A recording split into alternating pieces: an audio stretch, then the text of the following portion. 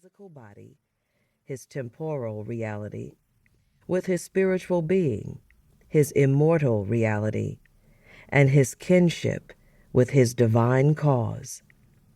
It's of the utmost importance that we in this faith strive to understand the way of mystics who set out to harness the energies of existence for the greater good, as opposed to those who strive to manipulate those energies to bring about harm, suffering, and discontentment. Relatedly, basic fundamental concepts of the Yoruba faith have been misinterpreted in the New World. The mysticism of its core has been overshadowed by the occultism of those who extracted and portrayed only the shadow, one present in all religions, that exist.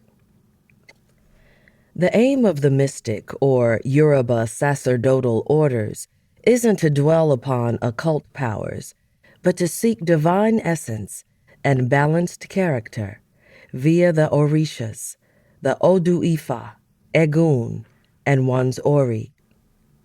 From a conceptual standpoint, this is all-pervasive and all-important.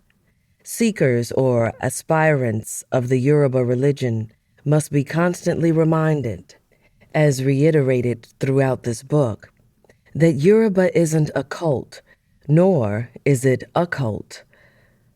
Yoruba is a divine journey to the inner self and to God consciousness. Yoruba is our religion. Yoruba is our existence.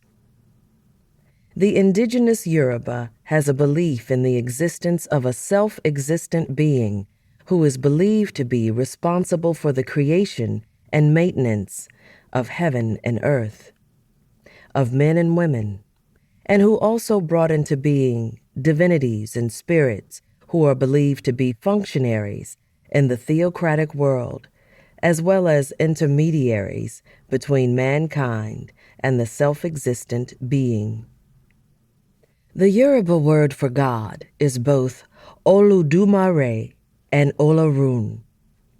There's no doubt that the Yoruba civilization conceived a one-God theosophy eons before external influences brought about by Western invasion, enslavement, and colonialism.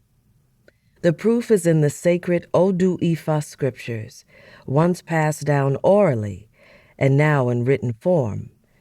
Much like the Cometians, Greeks, Romans, Hebrews, Hindus, Native Americans, and other ancient civilizations. Traditional systems such as Yoruba are seen as being pagan and heathenistic by those of today's proclaimed major world religions and faiths. Clearly, the absurdity of such views is relative to the lack of spiritual and religious substance of those who hold them.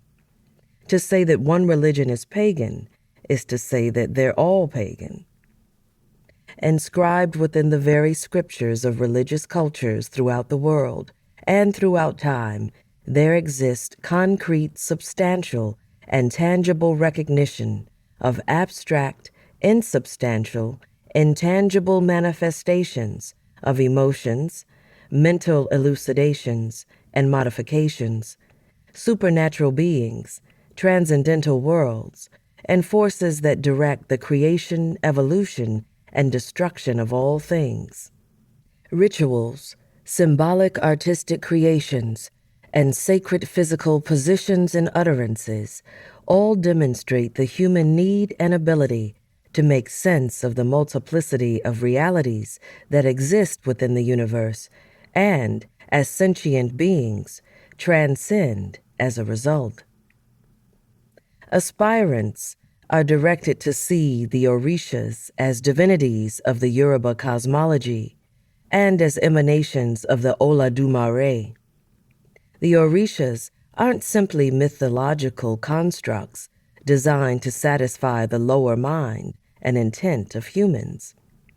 As divinities and angels in religious context, they, the Orishas, were created and sent by Olodumare to assist in the spiritual and physical evolution and upliftment of humankind. It's our recognition and our reliance on the